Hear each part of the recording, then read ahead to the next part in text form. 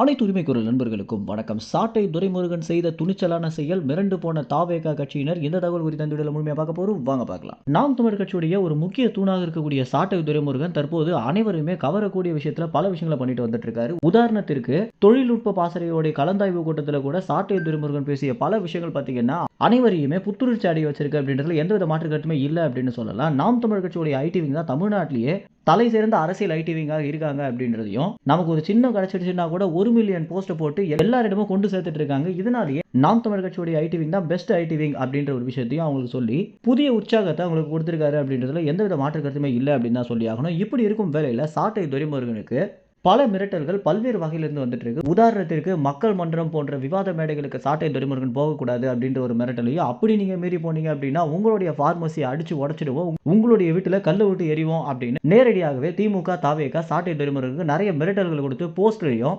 தனியாக message call எல்லா விஷயங்களையுமே பாத்தீங்கன்னா சாட்டை துரைமுருகன் மிரட்டல் மட்டுமே கொடுத்துட்டு வந்துட்டு இருக்காங்க.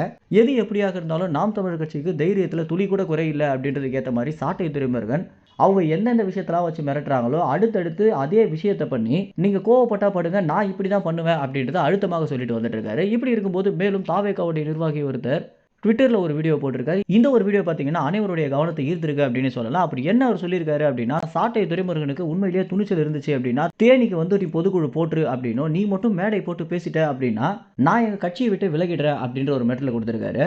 தேனிக்கு வந்துட்டா நீ என்ன பண்ணிடுவ அப்படின்றதுக்கு ஏற்ற மாதிரி சாட்டை துரைமுருகன் தற்போது தேனியில் ஒரு பொதுக்குழு கூட்டம் போட்டு பேச போறாரு. இந்த ஒரு விஷயம் பார்த்தீங்கன்னா அனைவருமே ஈர்த்திருக்கு அப்படின்னே சொல்லலாம்.